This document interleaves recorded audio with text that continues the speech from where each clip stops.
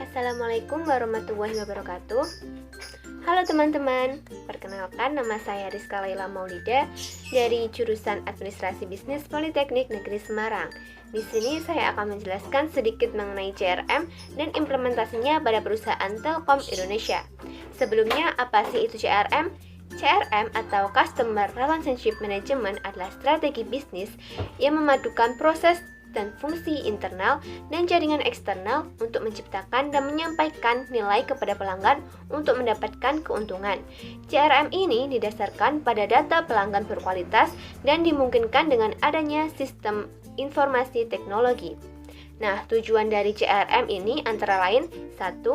Dapat menekan biaya pemasaran. Biaya untuk mencari pelanggan baru 5 kali lebih mahal dibandingkan membina hubungan dengan pelanggan lama.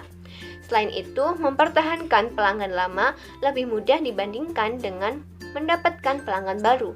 Oleh karena itu, dengan menerapkan strategi CRM, perusahaan diharapkan mampu untuk mempertahankan pelanggan lama. Yang kedua, dapat memahami kemauan konsumen. Dengan memahami kemauan konsumen, perusahaan dapat menciptakan kepuasan konsumen, sehingga konsumen dapat meningkatkan loyalitas terhadap perusahaan. Dalam pengembangan dan penerapan strategi CRM diperlukan 5 tahap penting, antara lain: 1. Analisis portofolio pelanggan. Tahap ini meliputi analisis terhadap basis pelanggan secara aktual dan potensial untuk mengidentifikasi pelanggan mana yang ingin dilayani di masa mendatang.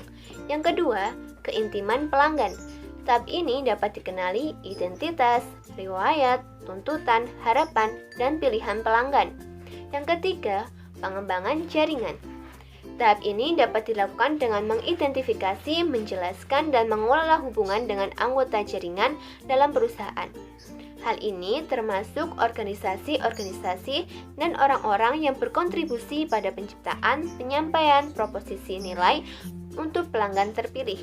Jaringan dapat mencakup anggota dari luar seperti supplier, mitra, dan pemilik atau investor, dan juga pihak internal yang penting yaitu pegawai.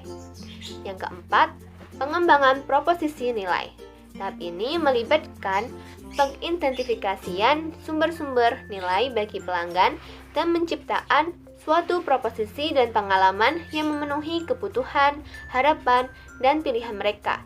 Dan yang terakhir, mengelola siklus hidup pelanggan. Siklus hidup pelanggan adalah perjalanan pelanggan dari status suspek menjadi pendukung. Saya akan sedikit menceritakan mengenai implementasi CRM pada perusahaan Telkom Indonesia.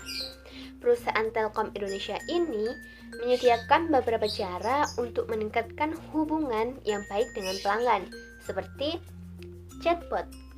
Chatbot ini merupakan salah satu solusi digital CRM channel yang memungkinkan perusahaan meminimalisasi biaya operasional melalui penyediaan media komunikasi interaktif antara perusahaan melalui sistem atau komputer dan pelanggan dalam bentuk teks, audio, video, melalui website maupun mobile apps seperti WhatsApp, live chat, Facebook, Twitter DM, Telegram, Line, dan lainnya. Yang kedua, email management system.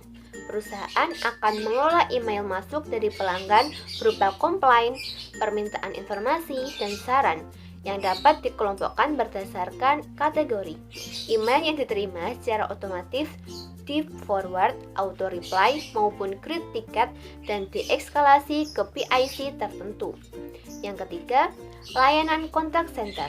Layanan ini menyediakan informasi, penanganan komplain, permintaan penambahan layanan atau produk, telemarketing, telesurvey, telesales, dan telecollection. Yang keempat, ada cloud contact center. Layanan ini sama seperti kontak center sebelumnya, namun dalam layanan ini perusahaan tidak mengeluarkan biaya berkala untuk update software karena aplikasi ini berbasis cloud. Kemudahan untuk melakukan setup, penambahan atau pengurangan fitur dapat dilakukan tanpa bergantung pada teknisi yang standby di lokasi. Yang kelima, social media management. Perusahaan mengelola akun sosial media untuk menjaga reputasi dan image perusahaan. Fungsi dari sosial media ini adalah untuk memberikan update dan informasi secara berkelanjutan, diantaranya menyampaikan program marketing, campaign, dan lain-lain. Yang ke-6, Sales Analytics. Perusahaan melakukan monitoring serta menganalisa performance sales, profit, dan perilaku customer sehingga dapat merekomendasi campaign yang tepat berdasarkan hasil dari analisa tersebut dan pada akhirnya dapat membantu meningkatkan jumlah serta nilai transaksi customer. Yang ke-7 ada Customer Voice Management. Perusahaan memanfaatkan pada data interaksi perusahaan dengan pelanggan sehingga perusahaan dapat dengan mudah dan cepat mengetahui suara penanganan dari berbagai channel interaksi dan membuat keputusan yang tepat untuk memperbaiki permasalahan yang terjadi. Dan yang terakhir yaitu Order Management System, di mana aktivitas sales perusahaan berjalan dengan efisien dan efektif guna meningkatkan layanan kepada order info and tagging, online payment, automatic order to store, dispatching promotion banner, dan click to dial client delivery. Nah, pelayanan-pelayanan tersebut dapat meningkatkan loyalitas pelanggan terhadap perusahaan Telkom Indonesia. Sekian yang dapat saya sampaikan. Terima kasih. Wassalamualaikum warahmatullahi wabarakatuh.